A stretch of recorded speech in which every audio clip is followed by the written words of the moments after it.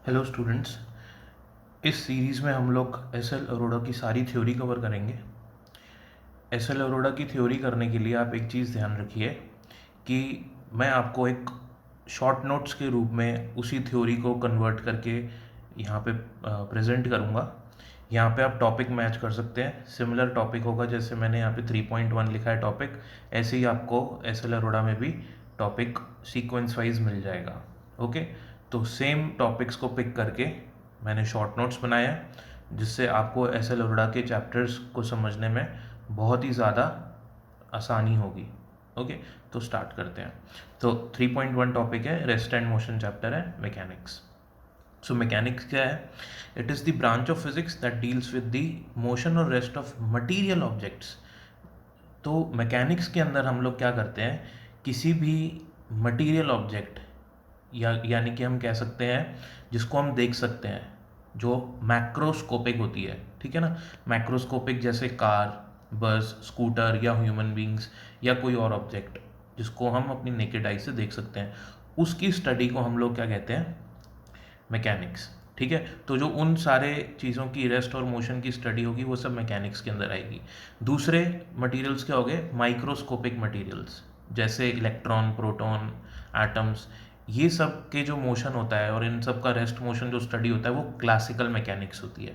ठीक है, तो हम वो यहाँ पे नहीं पढ़ेंगे, हम यहाँ पे मैकेनिक्स पढ़ेंगे जो कि न्यूटन के द्वारा दी गई है। ठीक है, अब देखते हैं मैकेनिक्स के 3 डिफरेंट पार्ट्स।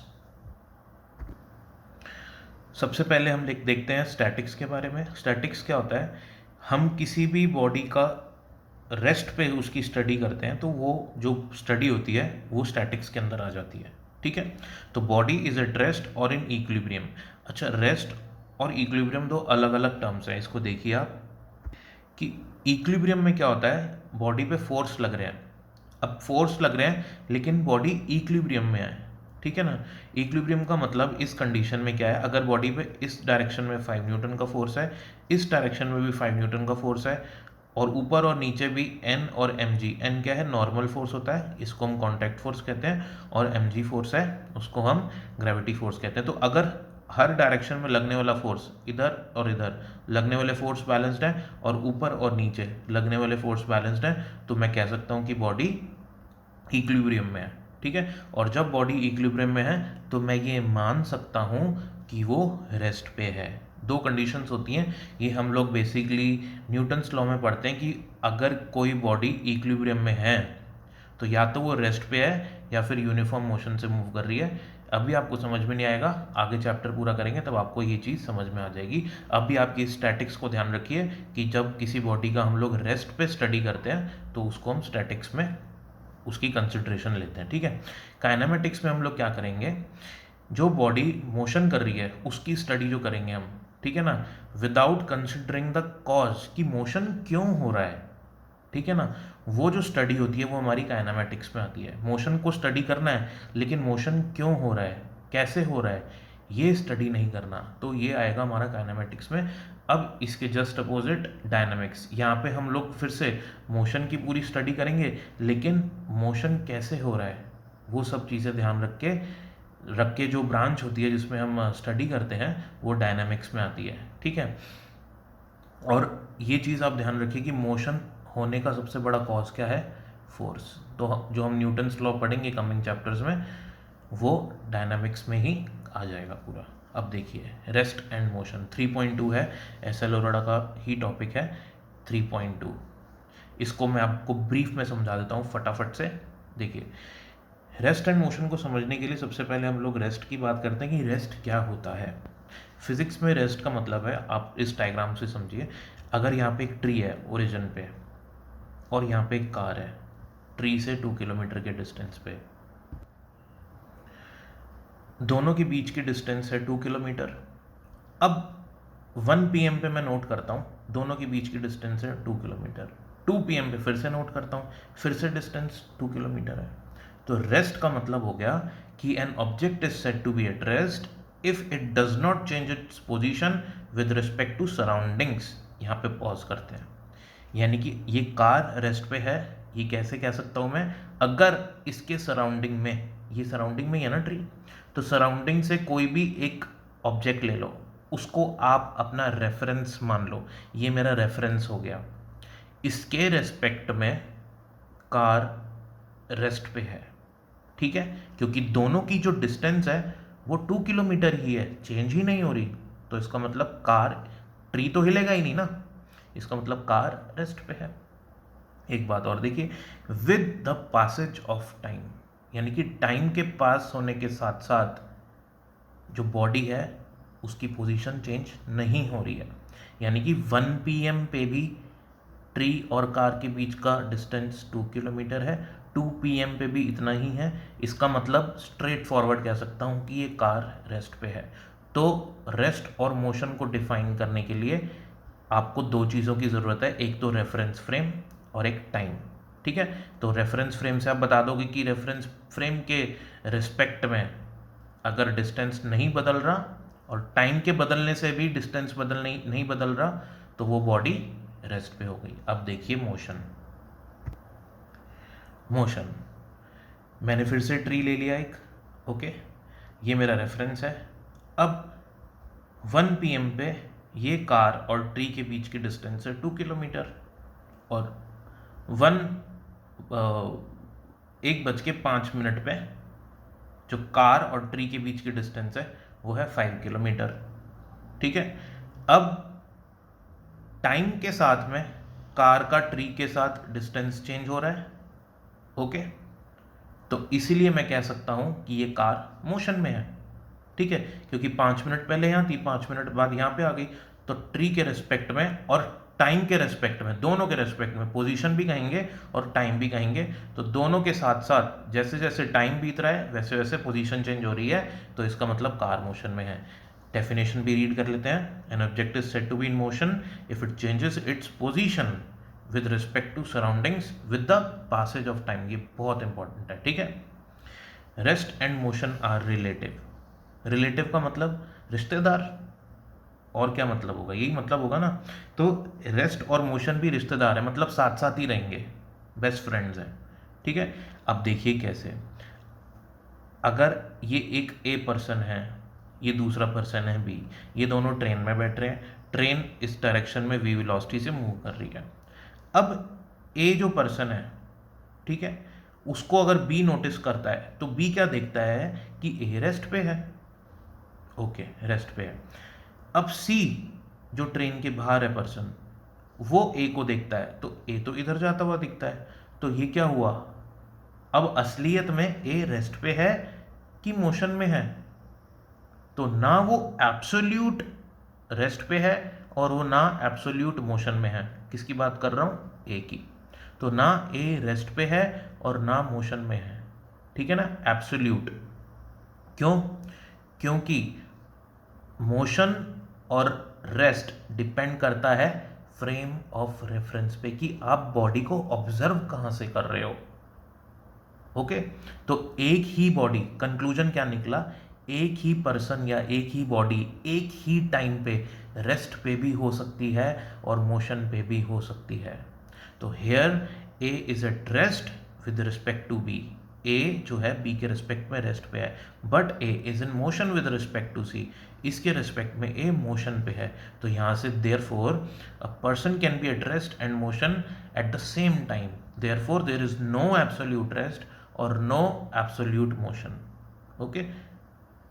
कोई एब्सोल्यूट रेस्ट और कोई एब्सोल्यूट मोशन नाम की कोई चीज़ संसार में नहीं है, क्योंकि आप किसी बॉडी को देखोगे तो उसके रेस्पेक्ट में वो मोशन में होगी, तो किसी दूसरी बॉडी के रेस्पेक्ट में देखोगे तो वो रेस्ट पे हो सकती है। इसलिए पक्का 100% नहीं कह सकते किसी भी बॉडी के बारे में कि ये रेस्ट पे ही है और ये मोशन में ही है।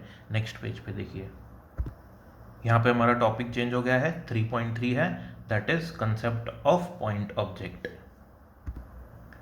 कंसेप्ट ऑफ पॉइंट ऑब्जेक्ट में रीड करते हैं, if the position of an object changes by the distances much greater than its own size, यानी कि अगर कोई ऑब्जेक्ट अपनी पोजीशन को चेंज करता है और जो उसकी पोजीशन चेंज होती है, जो डिस्टेंस वो ट्रेवल करता है पोजीशन चेंज करने के लिए, उसके साइज के कंपैरिजन में बहुत बड़ा हो, ठीक है, और जिस टाइम में वो अपनी पोजीशन को चेंज कर रहा है, वो टाइम ड्यूरेशन भी बहुत बड़ा हो, कंसिडरेबल हो, तो उस ऑब्जेक्ट को मैं पॉइंट ऑब्जेक्ट कह सकता हूँ। ठीक है, जैसे अर्थ है, सन के चक्कर लगा रही है, कितने ड्यूरेशन में चक्कर लगा लेती है? 364 डेज लगते हैं। तो सन और अर्थ में हम लोग अगर देखें तो सन से मैं अर्थ को जो कह सकता हूं वो एक पॉइंट ऑब्जेक्ट है। ठीक है ना।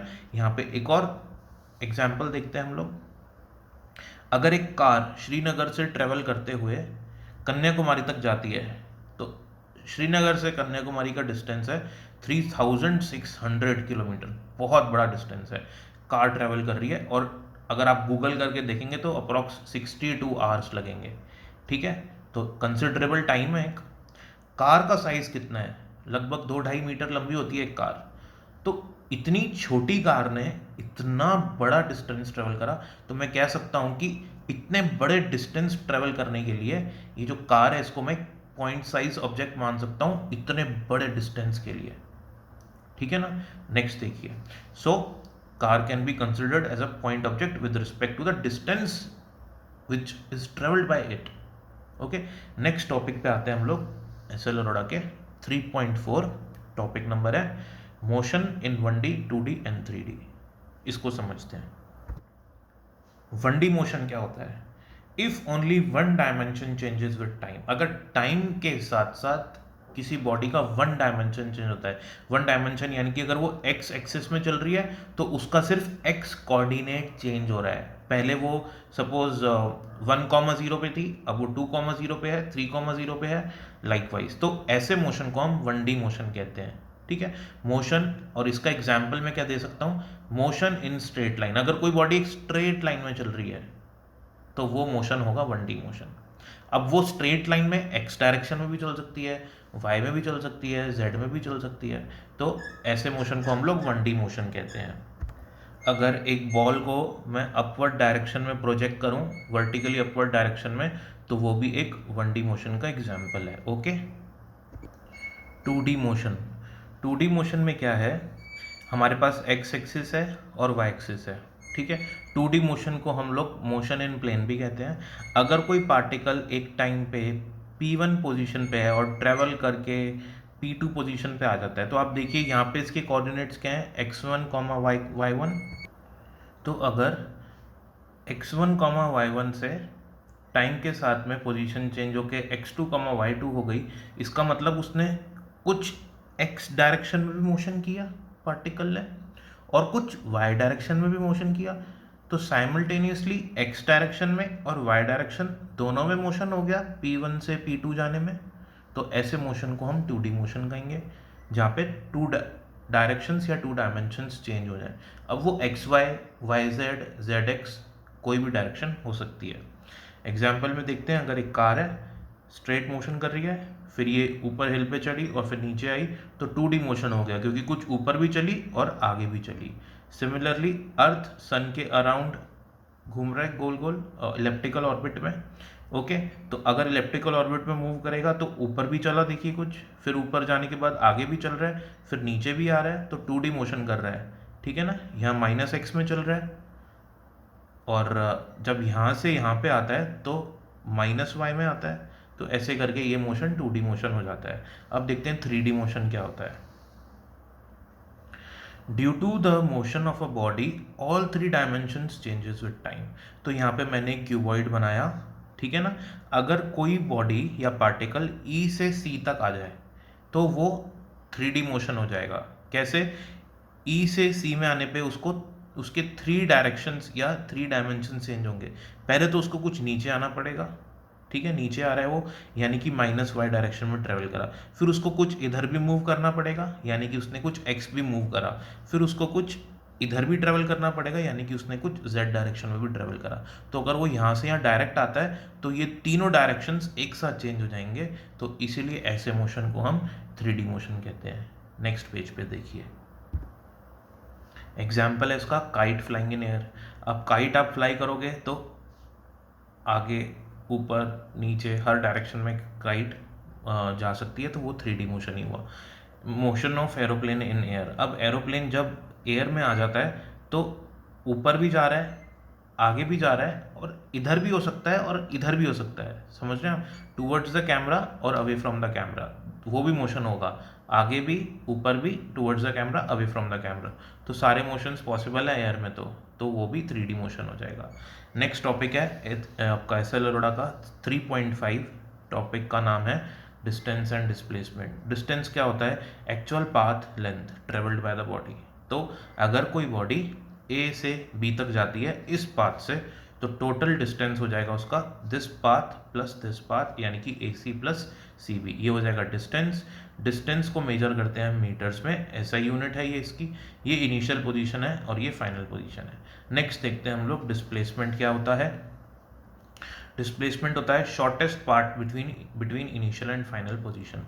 तो इनिशियल और फाइनल पोजीशन के बीच का जो शॉर्टेस्ट पाथ होता है उसी को हम लोग डिस्प्लेसमेंट कहते हैं, ठीक है। तो ये है डिस्प्लेसमेंट। ऐसा यूनिट डिस्प्लेसमेंट की भी मीटर ही होती है। नेक्स्ट टॉपिक आप एक्सेल अरोड़ा में भी देख सकते हैं साइमल्टेनियसली, ये है कैरेक्टरिस्टिक्स ऑफ डिस्प्लेसमेंट। तो फर्स्ट कैरेक्टरिस्टिक है कि displacement has the unit of length. Of course इसकी जो यूनिट होती है वो लेंथ की होती है, यानी कि मीटर्स। नेक्स्ट पेज पे देखिए, displacement can be positive, negative और ज़ीरो। जो डिस्प्लेसमेंट है वो पॉजिटिव भी हो सकता है, नेगेटिव भी हो सकता है और ज़ीरो भी हो सकता है। एक एग्जांपल देख लीजिए, अगर कोई पार्टिकल ओ पोजीशन से स्टार्ट होता है और ए पे जा रहा है, तो ओ से ए का डिस्टेंस क्या है? 4 मीटर। तो किस डायरेक्शन में ट्रेवल कर रहा है? प्लस एक्स डायरेक्शन में ट्रेवल कर रहा है, इसीलिए जो उसका डिस्प्लेसमेंट होगा वो होगा +4 मीटर्स। नेक्स्ट एग्जाम्पल देखिए, अगर कोई पार्टिकल P से O जा रहा है तो वो है तो पॉजिटिव एक्सिस में, लेकिन डायरेक्शन क्या है? नेगेटिव एक्सिस की तरफ। तो इसीलिए जो उसका डिस्प्लेसमेंट होगा वो यहाँ से यहाँ पहुँच जाए तो उसका डिस्प्लेसमेंट हो जाएगा -2 मीटर। माइनस यहाँ पे हमको डायरेक्शन बताता है और प्लस यहाँ पे वो भी हमको डायरेक्शन बताता है कि किस डायरेक्शन में वो मूव कर रहा है, ठीक है।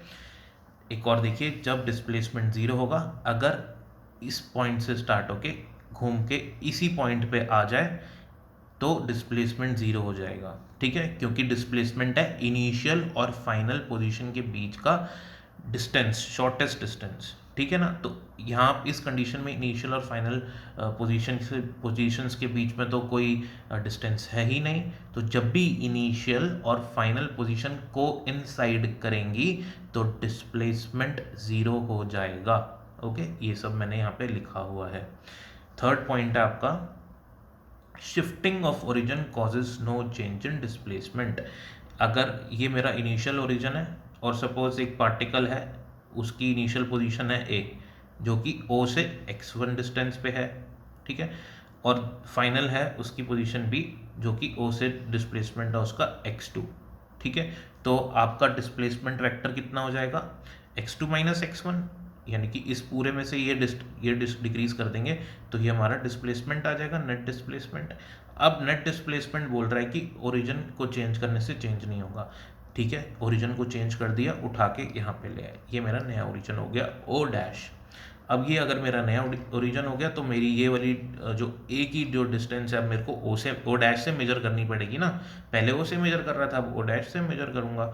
तो ये मैं मान लेता हूँ, पहले थी x1, अब हो गई x1 डैश। ऐसी बी पोजीशन जो थी उसकी ओ से जो डिस्टेंस थी वो थी x2, अब हो गई x2 डैश। लेकिन अगर आप ए बी, अगर कोई पार्टिकल ए से बी पे जाता है तो अगेन उसका डिस्प्लेसमेंट कितना होगा? x2 dash minus x1 dash, तो वो भी ए बी के बराबर ही आएगा। तो यानी कि ये दोनों इक्वल है। इसका मतलब ओरिजिन के बदल जाने से डिस्प्लेसमेंट नहीं बदला है। x2 माइनस x1 जो है वो x2 dash minus x1 dash के बराबर ही रहा। नेक्स्ट पेज पे देखिए, डिस्टेंस हमेशा ग्रेटर देन और इक्वल टू डिस्प्लेसमेंट होता है। इसको समझिए कि केस 1 लेता हूँ मैं, अगर कोई बॉडी ए से बी पे जा रही है 4 मीटर्स, तो इस कंडीशन में डिस्टेंस कितना हुआ? 4 मीटर। डिस्प्लेसमेंट कितना हुआ? वो भी 4 मीटर हुआ। तो डिस्टेंस और डिस्प्लेसमेंट इस केस में सेम हो गए। केस 2 देखिए, अगर कोई बॉडी ए से बी पे जा रही है इस डिस्टेंस को, इस पाथ को फॉलो करते हुए, तो इस केस में डिस्टेंस बड़ा हो गया और ये जो डायरेक्ट पाथ है ना, ये मेरा डिस्प्लेसमेंट है, तो डिस्प्लेसमेंट छोटा हो गया। अब इसी कारण से, क्योंकि डिस्प्लेसमेंट तो शॉर्टेस्ट पाथ है, तो डिस्प्लेसमेंट कभी भी बड़ा नहीं हो सकता डिस्टेंस से, ये चीज़ आपको याद रखनी है। नेक्स्ट आप देखेंगे, distance gives the information about the actual path travelled by the body. ये हमने केस 2 में देख लिया कि जो डिस्टेंस होता है वो actual path travelled by the body की इंफॉर्मेशन दे देता है, ठीक है ना। और डिस्प्लेसमेंट का जो मैग्नीट्यूड होता है वो शॉर्टेस्ट पाथ को बताता है, ये भी हमको मालूम है कि जो डिस्प्लेसमेंट होता है वो शॉर्टेस्ट पाथ ही होता है। तो डिस्प्लेसमेंट एक वेक्टर क्वांटिटी है, लेकिन डिस्टेंस एक स्केलर क्वांटिटी है, यानी कि डिस्टेंस के पास कोई डायरेक्शन नहीं होता। अगर आप चेन्नई से कन्याकुमारी जा रहे हैं तो आप ये नहीं कहेंगे कि मैं नॉर्थ ईस्ट डायरेक्शन में इतना डिस्टेंस मैंने ट्रेवल करा, अगर आप ऐसे बोलेंगे तो वो डिस्प्लेसमेंट होगा, ठीक है ना। तो डिस्टेंस के लिए आपको क्या करना पड़ेगा, आप कभी भी डायरेक्शन की बात नहीं करेंगे। जैसे आप किसी भी एक पोजीशन से दूसरी पोजीशन ट्रेवल करेंगे तो उस कंडीशन में आप ये चीज़ नोटिस करिए कि जब आपको रोड पे साइन बोर्ड दिखेगा तो वहाँ डायरेक्शंस नहीं दिखे होंगे, ठीक है ना, कि लेफ़्ट जाना है, राइट जाना है, नॉर्थ में जाना है, साउथ में जाना है, ये डायरेक्शंस नहीं दिए होंगे, या नॉर्थ ईस्ट में जाना है, ऐसे आपको डायरेक्शंस नहीं दिए होंगे। हाँ, एरो दिए होंगे कि अब आपको राइट टर्न लेना है, अब आपको लेफ्ट टर्न लेना है, ये टर्न्स के बारे में ज़रूर पता होगा, लेकिन डिस्टेंस में डायरेक्शन नहीं होता, डिस्प्लेसमेंट में ही डायरेक्शन होता है, इसीलिए डिस्प्लेसमेंट जो है वो वेक्टर क्वांटिटी होती है, और ये it is independent by the path followed of the body. Next page पे देखिए, नेक्स्ट है हमारा एस एल अरोड़ा का टॉपिक 3.6 स्पीड। स्पीड क्या होता है, डिस्टेंस अपॉन टाइम, ये फॉर्मूला है, और डेफिनेशन बोलेंगे तो rate of change of distance, कि डिस्टेंस किस रेट से चेंज हो रहा है वही मेरी स्पीड हो जाएगी। ऐसा यूनिट है मीटर पर second, C G S centimetre gram second, तो सी जी एस यूनिट हमारी हो जाएगी स्पीड की सेंटीमीटर पर सेकेंड, मीटर की जगह सेंटीमीटर हो जाएगा, ओके। यही होता है हमारा एम के एस और सी जी एस में फ़र्क, मीटर की जगह सेंटीमीटर, के जी की जगह ग्राम आ जाएगा, और सेकेंड की जगह सेकेंड ही रहता है। तो ये भी हमारी स्केलर क्वांटिटी है, डिस्टेंस स्केलर और स्पीड भी स्केलर, ये चीज़ ध्यान रखना। स्पीड, क्योंकि डिस्टेंस नेगेटिव नहीं हो सकता, स्पीड भी नेगेटिव नहीं हो सकती। स्पीड के जो डायमेंशंस हैं वो है एल टी माइनस वन, या फिर हम इसको एल अपॉन टी भी लिख सकते हैं, ठीक है। डिफरेंट टाइप्स ऑफ स्पीड, अब स्पीड के टाइप देख लेते हैं। यूनिफॉर्म स्पीड, यूनिफॉर्म स्पीड का मतलब कि हर सेकंड में, आप देखिए एक सेकंड में कितना चला, 1 मीटर चला, कोई भी पार्टिकल ओ से ए पे जा रहा है, एक सेकंड में 1 मीटर चला, ए से बी पे गया, फिर से एक सेकंड में 1 मीटर ही चला, तो हर सेकंड में 1 मीटर चल रहा है, तो इसका मतलब ऐसी स्पीड को हम कहेंगे यूनिफॉर्म स्पीड है। क्या हो जाएगी, 1 मीटर पर सेकेंड हो जाएगी स्पीड, ठीक है ना, क्योंकि स्पीड होती है डिस्टेंस अपॉन टाइम, तो डिस्टेंस कितना 1 मीटर, टाइम कितना 1 सेकेंड, तो स्पीड कितनी हो गई 1 मीटर पर सेकेंड।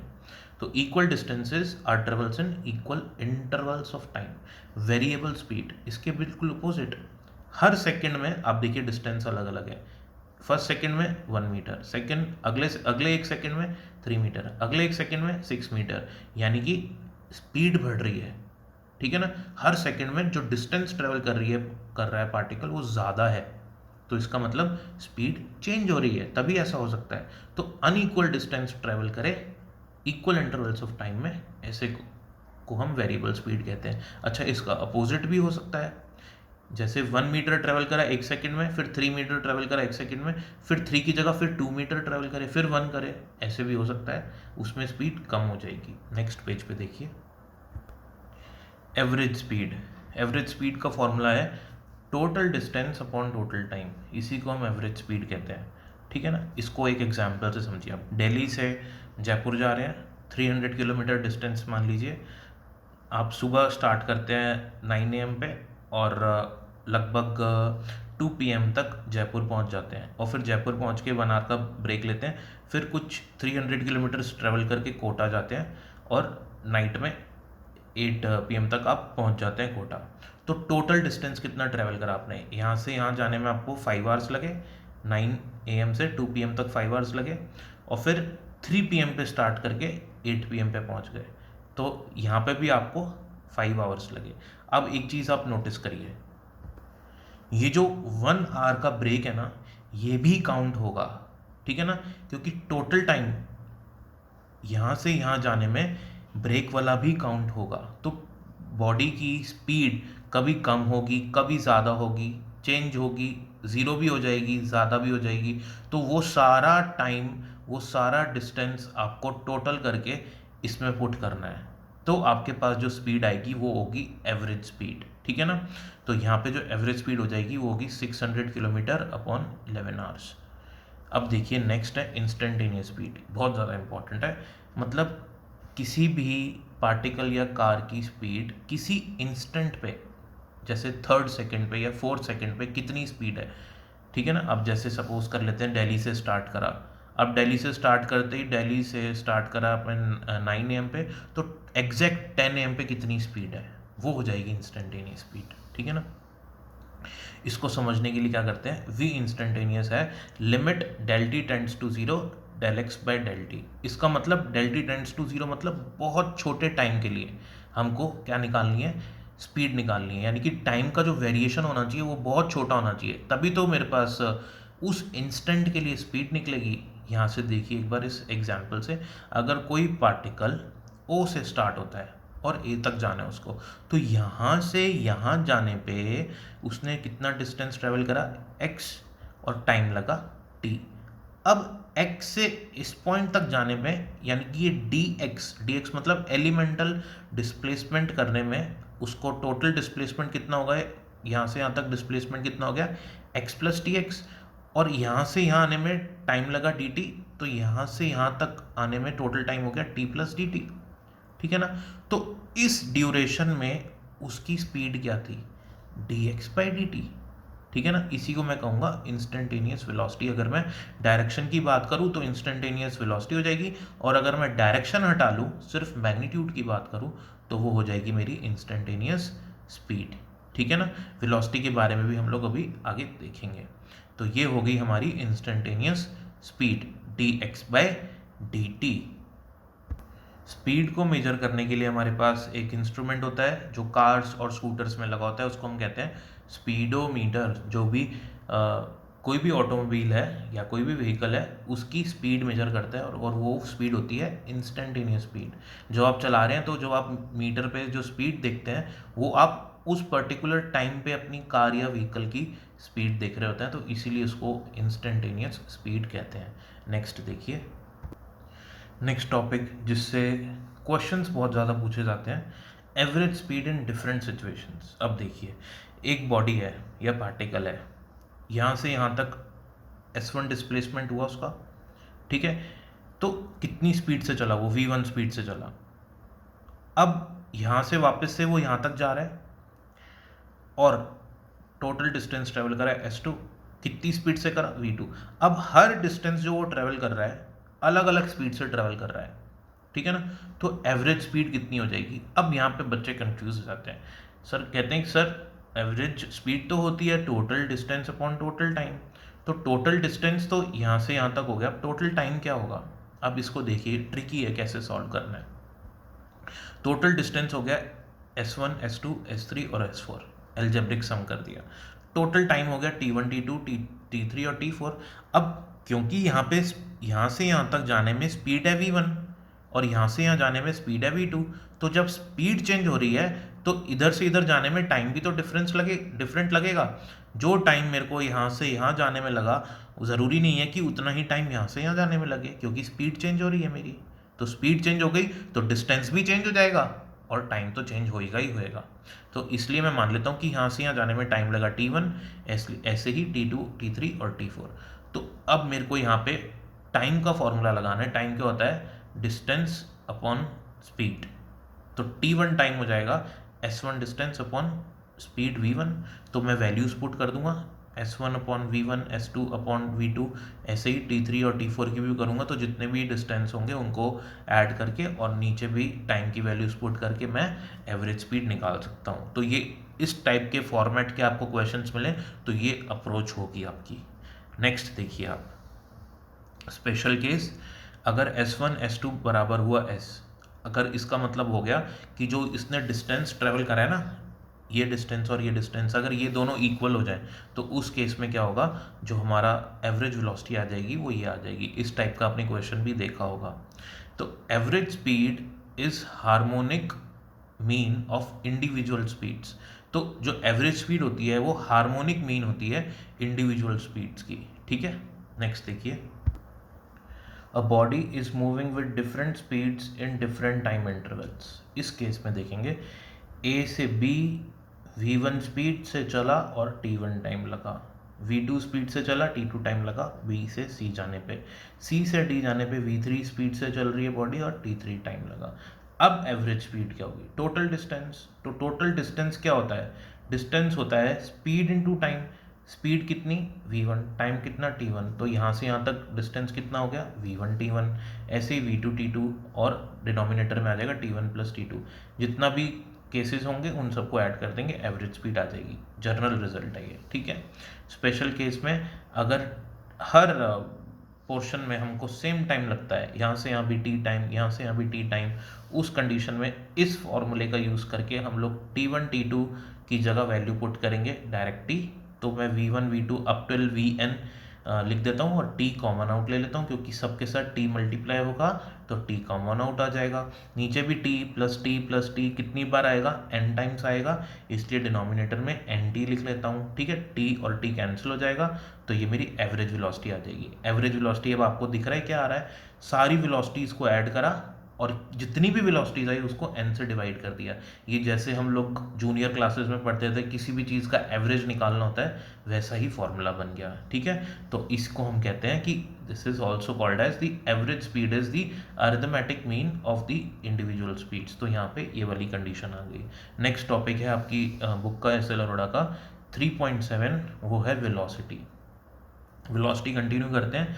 वेलोसिटी है डिस्प्लेसमेंट अपॉन टाइम। जैसे हमारे पास स्पीड थी डिस्टेंस अपॉन टाइम, वैसे ही वेलोसिटी है डिस्प्लेसमेंट अपॉन टाइम। स्पीड थी डिस्टेंस अपॉन टाइम, तो डिस्टेंस था हमारा स्केलर क्वांटिटी, ठीक है। तो स्पीड भी थी स्केलर क्वांटिटी।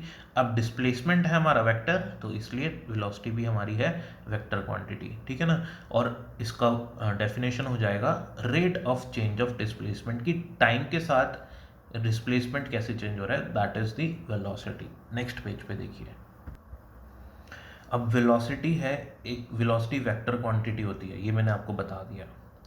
जैसे डिस्प्लेसमेंट पॉजिटिव नेगेटिव ज़ीरो होता है, उसी तरह से वेलोसिटी भी पॉजिटिव नेगेटिव और ज़ीरो हो सकती है। स्पीड नेगेटिव नहीं होगी, ठीक है ना, स्पीड ज़ीरो भी नहीं होगी। एसआई यूनिट मीटर पर सेकंड है, स्पीड की भी मीटर पर सेकंड होती है। सीजीएस सेंटीमीटर पर सेकंड, आपको बताया था मीटर की जगह सेंटीमीटर आ जाता है सीजीएस यूनिट में। Different type of velocities. Uniform velocity, if magnitude and direction of velocity remains constant at all times, तो मेरी वेलोसिटी होगी यूनिफॉर्म। क्योंकि वेलोसिटी किस चीज़ पे डिपेंड करती है? आप देखिए, वेलोसिटी डिपेंड करती है मैग्नीट्यूड और डायरेक्शन, दो चीज़ों पे। अगर मैग्नीट्यूड और डायरेक्शन टाइम के साथ नहीं बदलते, कांस्टेंट रहते हैं, तो वेलोसिटी यूनिफॉर्म होगी। यहाँ देखिए, ए से बी जा रही है एक बॉडी, 3 मीटर पर सेकंड है, यहाँ पे भी स्पीड 3 मीटर पर सेकंड है। बी से सी जाने पे भी 3 मीटर पर सेकंड है। मैग्नीट्यूड, यानी मैग्नीट्यूड मतलब नंबर, इधर भी 3 है 3 है 3 है, नहीं चेंज हो रहा। इसका मतलब मैग्नीट्यूड, ये मैग्नीट्यूड है ना, ये कांस्टेंट है। डायरेक्शन क्या है? प्लस एक्स डायरेक्शन में है, इधर भी इधर भी इधर भी, हर जगह डायरेक्शन भी कांस्टेंट है, तो वेलोसिटी हो गई यूनिफॉर्म। बस इतना ही है। वेरिएबल, इन दोनों में से कोई भी एक चेंज हो गया, वेलोसिटी वेरिएबल हो गई, बस इतना ध्यान रखना है। एग्जाम्पल देखो आप, अगर सर्कुलर मोशन हो रहा है, तो इस टाइप के सर्कुलर मोशन को हम कहते हैं यूनिफॉर्म सर्कुलर मोशन। इधर 3 मीटर पर सेकेंड, इधर स्पीड 3 मीटर पर सेकेंड, डायरेक्शन तो चेंज हो रही है हर बार, लेकिन मैग्नीट्यूड चेंज नहीं हो रहा, तो वेलोसिटी यूनिफॉर्म है या वेरिएबल है? वेरिएबल है, क्योंकि कांस्टेंट होने के लिए, वेलोसिटी को कांस्टेंट या यूनिफॉर्म होने के लिए दोनों चीज़ें यूनिफॉर्म या सेम रहनी चाहिए, टाइम के साथ बदलनी नहीं चाहिए, तभी वेलोसिटी यूनिफॉर्म होती है। नहीं तो ऐसे केस में भी वेलोसिटी वेरिएबल हो जाएगी, ठीक है ना। डायरेक्शन चेंज हो रही है लेकिन मैग्नीट्यूड कांस्टेंट है, तो इसका मतलब वेलोसिटी वेरिएबल है, वेलोसिटी चेंज होगी। इधर डायरेक्शन कांस्टेंट है, सॉरी डायरेक्शन कांस्टेंट है, देखिए 3 डायरेक्शन प्लस एक्स डायरेक्शन है, लेकिन मैग्नीट्यूड चेंज हो रहा है, तो ये भी वेरिएबल वेलोसिटी है। नेक्स्ट देखिए एवरेज वेलोसिटी। एवरेज वेलोसिटी का फॉर्मूला है total displacement upon total time. चीज़ों को कोरिलेट करिए, एवरेज स्पीड था total distance upon total time. अगर कोई पार्टिकल t1 टाइम पे ओ पोजीशन पे है, ट्रेवल करता है, x1 डिस्प्लेसमेंट होता है, ए पोजीशन तक आ जाता है और उसके बाद जाके बी पोजीशन तक आ जाता है, ओके। और बी पोजीशन तक आता है तो ये इसका एंडिंग टाइम पे यानी कि यहाँ पे t2 टाइम पे यहाँ तक पहुँच जाता है वो, ठीक है। तो एवरेज वेलोसिटी क्या हो जाएगी, नेट डिस्प्लेसमेंट कितना हुआ, x2 vector minus x1 vector. इसको देखिए आप, यहाँ हमारा नेट डिस्प्लेसमेंट होगा x1 माइनस x2। तो नेट डिस्प्लेसमेंट अगर इस पोजीशन से देखूँ मैं, तो ये वाला माइनस ये वाला पोजीशन, तो मेरे पास ये नेट डिस्प्लेसमेंट आ जाएगा, ठीक है। तो x1 vector minus x2 vector अगर मैं करूँगा तो मेरे पास नेट डिस्प्लेसमेंट आ जाएगा। t1 टाइम पे स्टार्ट हुआ था, सपोज 00 आवर्स पे स्टार्ट हुआ था और 15 मिनट्स में वो यहाँ पहुँच गया, तो ठीक है। तो टाइम डिफरेंस कितना हो गया मेरा, 15 मिनट्स का। तो एवरेज वेलोसिटी हो जाएगी मेरी del x by del t, okay. बहुत इंपॉर्टेंट फॉर्मूला है। नेक्स्ट देखेंगे हम लोग इंस्टेंटेनियस वेलोसिटी। जैसे इंस्टेंटेनियस स्पीड था, किसी भी इंस्टेंट पे स्पीड, वैसे इंस्टेंटेनियस वेलोसिटी है किसी भी इंस्टेंट पे वेलोसिटी। सेम फॉर्मूला रहेगा, वेलोसिटी वेक्टर हो जाएगा बस, limit del T tends to 0, del x यहाँ पे डिस्प्लेसमेंट आ जाएगा by del t, that will be equals to differential of x with respect to time. यहाँ पे एक्स है हमारा डिस्प्लेसमेंट। एक छोटा सा क्वेश्चन है, बुक में ही दिया हुआ है, सारा जो भी हम लोग कर रहे हैं कंप्लीट बुक का ही डेटा है, कुछ भी ऐड ऑन और ऐड ऑफ नहीं करा मैंने। मोस्टली 99.99% चीज़ें बिल्कुल एग्जैक्टली बुक की ही समझा रहा हूँ मैं आपको। When is the average velocity equals to the average speed, give reason. अब यहाँ पे आपको ये बताना है कि एवरेज स्पीड और वेलोसिटी कब इक्वल हो सकती हैं। अगर कोई पार्टिकल इस पॉइंट से चलता है, इस पॉइंट पे पहुँच जाता है, एक्स डिस्टेंस चला, टी टाइम लगा, तो इधर एवरेज स्पीड और एवरेज वेलोसिटी दोनों सेम होंगी। क्यों, क्योंकि यहाँ डिस्प्लेसमेंट कितना हुआ एक्स, डिस्टेंस कितना हुआ एक्स, तो डिस्टेंस और डिस्प्लेसमेंट भी सेम है, टाइम भी सेम है, तो स्पीड, एवरेज स्पीड और एवरेज वेलोसिटी भी तो सेम होंगी। तो ये कंडीशन कब पॉसिबल है, when object moves in a straight line. तो जब भी ऑब्जेक्ट स्ट्रेट लाइन में मूव करेगा तो उस कंडीशन में एवरेज वेलोसिटी और एवरेज स्पीड या फिर स्पीड और वेलोसिटी वो भी सेम हो जाएंगी। नेक्स्ट देखिए, नेक्स्ट टॉपिक है हमारा 3.8 एस.एल. अरोड़ा का, uniform and non uniform motion. Uniform motion क्या है, अगर कोई बॉडी ए से बी पे जाती है, एक्स डिस्प्लेसमेंट होता है उसका टी टाइम में, सिमिलरली फिर से एक्स डिस्प्लेसमेंट होता है टी टाइम में, तो ऐसे मोशन को हम लोग यूनिफॉर्म मोशन कहते हैं। जैसे हमने यूनिफॉर्म स्पीड पढ़ा है, जैसे हमने यूनिफॉर्म वेलोसिटी पढ़ा है, वो भी एक तरीके की यूनिफॉर्म मोशन ही है, ठीक है। तो सेम है, यहाँ पे क्वेश्चन नंबर 14 देख सकते हैं हम बुक से। ये हमारे पास एक डायग्राम दिया हुआ है, यहाँ पे हमको एवरेज वेलोसिटी निकालनी है डिफरेंट केसेस पे और डिस्प्लेसमेंट भी निकालना है। तो सबसे पहले हम लोग वेलोसिटी निकालते हैं 0 से टी टाइम पे। 0 से टी टाइम पे हमको फाइंड करनी है एवरेज वेलोसिटी, तो टोटल डिस्प्लेसमेंट हो जाएगा हमारा, यहाँ से देखेंगे क्योंकि ये हमारा ओरिजिन है, तो यहाँ से यहाँ तक कितना डिस्प्लेसमेंट है x, और यहाँ से यहाँ तक कितना डिस्प्लेसमेंट है x नॉट। तो नेट डिस्प्लेसमेंट कितना हो गया x माइनस एक्स नॉट, क्योंकि नेट डिस्प्लेसमेंट ये होगा, तो x माइनस एक्स नॉट, तो बचेगा ये। तो ये डिस्प्लेसमेंट हो गया, टाइम यहाँ से यहाँ तक टाइम t, ओके, ओरिजिन पे टाइम 0 है, तो नेट टाइम हो गया हमारे पास टोटल टाइम t। तो यहाँ से हमारे पास हम लिख देंगे कि v into t x minus x naught, तो यहाँ से x आ जाएगा हमारा vt is equals to x equals to v t plus x naught. तो ये हमारी फर्स्ट इक्वेशन हो गई, ठीक है। और ये हमको क्या दे रही है, position of particle at any instant T. आप टी पी की वैल्यू डालते जाओ, टी इक्वल्स टू 1 2 3 4 रखते जाओगे तो पोजीशन भी चेंज होती जाएगी। सिमिलरली टी से टी डैश तक के इंटरवल के लिए भी हम लोग यही फिनोमेना यूज़ करेंगे, जैसे हमने ये कंसेप्ट यूज़ करा था, सॉरी। तो यहाँ से टी से टी डैश के लिए भी हम लोग सेम चीज़ यूज़ करेंगे। वेलोसिटी फाइंड करनी है तो x dash minus x, net displacement हो जाएगा एक्स डैश माइनस एक्स, बचेगा ये वाला डिस्प्लेसमेंट, है ना। और टोटल टाइम लगेगा टी डैश माइनस टी, तो यहाँ से मेरे पास डिस्प्लेसमेंट आ जाएगा x dash is equals to x plus v into t dash minus T.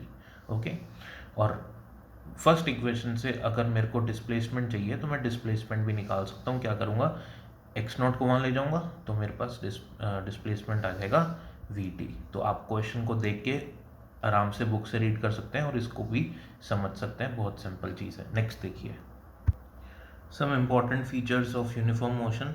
इसमें फर्स्ट पॉइंट पढ़ते हैं हम लोग, uniform motion is independent on choice of origin. तो जो यूनिफॉर्म मोशन होता है वो चॉइस ऑफ ओरिजिन पे इंडिपेंडेंट होता है, क्योंकि आप ओरिजिन किसी भी पॉइंट को मान लीजिए, वहाँ से आप लोग किसी दूसरे पॉइंट तक के लिए मोशन को स्टडी करेंगे तो वो आपको यूनिफॉर्म मोशन हो सकता है। ऐसे ही इसको ओरिजिन मान के मैं यहाँ से यहाँ तक स्टडी करूँ तो ये मेरा यूनिफॉर्म मोशन हो सकता है। सेकेंड देखेंगे पॉइंट में, uniform motion can take place for any time interval. तो इसी तरीके से यूनिफॉर्म मोशन यहाँ से यहाँ तक इस टाइम के लिए भी यूनिफॉर्म हो सकता है, और यहाँ से यहाँ तक जो टाइम पीरियड है टी से टी1 के लिए, इसके लिए भी यूनिफॉर्म हो सकता है। ठीक है, if motion is uniform in straight line then distance is equals to displacement. अगर ये हमने अभी क्वेश्चन भी करा है कि अगर डिस्टेंस और डिस्प्लेसमेंट सेम होते हैं तो मोशन यूनिफॉर्म हो जाता है, या वाइस वर्सा भी इक्वल। अगर मोशन यूनिफॉर्म है तो डिस्टेंस और डिस्प्लेसमेंट सेम हो जाते हैं। यूनिफॉर्म वेलोसिटी, पॉजिटिव डायरेक्शन में चलेंगे तो वेलोसिटी पॉजिटिव होगी, नेगेटिव में चलेंगे तो वेलोसिटी नेगेटिव हो जाएगी। फिफ्थ पॉइंट में, यूनिफॉर्म मोशन में forces on a body are balanced. जब भी यूनिफॉर्म मोशन होगा फोर्सेस बैलेंस्ड रहेंगे। मैंने आपको इनिशियल कंडीशन में बताया था, इधर की तरफ और इधर की तरफ सेम फोर्स लग रहा है, तो दो कंडीशन पॉसिबल है, या तो ये रेस्ट पे हो सकता है जो कि ये बोल रहे नहीं है, तो सेकेंड कंडीशन होगी ये जो बॉडी है वो यूनिफॉर्म मोशन से ट्रेवल करेगी। यूनिफॉर्म मोशन का मतलब एक्सेलरेशन नहीं है, ये हम नेक्स्ट टॉपिक में भी देखेंगे। Because when force is there is acceleration, means body will no longer be in uniform motion. क्योंकि अगर नेट फोर्स लग जाएगा, सपोज ये हो जाए 10 न्यूटन, ये है 5 न्यूटन, तो नेट फोर्स इस डायरेक्शन में बड़ा लग गया, तो यानी कि बॉडी इस डायरेक्शन में फोर्स लग रहा है उस पे बॉडी पे, तो यानी कि जब जब फोर्स होगा, आपने 9th क्लास में पढ़ा होगा, force is equals to mass into acceleration, तब तब एक्सेलरेशन होगा। और एक्सेलरेशन हो गया यानी कि स्पीड चेंज हो रही है, स्पीड चेंज हो रही है तो मोशन यूनिफॉर्म कहाँ रह गया, नहीं हुआ ना। तो इसीलिए नेट फोर्सेस जो होंगे वो बैलेंस्ड होंगे। यूनिफॉर्म मोशन में इंस्टेंटेनियस और एवरेज वेलोसिटी भी सेम रहती है। किसी भी इंस्टेंट पे वेलोसिटी देख लो और एवरेज वेलोसिटी देख लो, सेम रहेगी। ओके, यहाँ पे 3 मीटर पर सेकेंड है, यहाँ पे भी 3 मीटर पर सेकेंड है, यहाँ पे भी 3 मीटर पर सेकेंड है, तो हर इंस्टेंट पे 3 मीटर पर सेकेंड है। एवरेज निकाल लो, वो भी 3 मीटर पर सेकेंड ही रहेगी। ठीक है, तो इसी तरीके से हम लोग इस पोर्शन को यहाँ पे एंड करते हैं। नेक्स्ट वीडियो में कंटिन्यूशन में बताऊंगा। आप प्लीज़ मुझे कमेंट सेक्शन में बताइए कि आपको ये लेक्चर कैसा लगा, और अगर आपको इसकी सीरीज़ कंटिन्यूशन में देखनी है तो आप वो भी मेरे को कमेंट सेक्शन में बताइए। चैनल को लाइक और सब्सक्राइब ज़रूर करें। Thank you so much.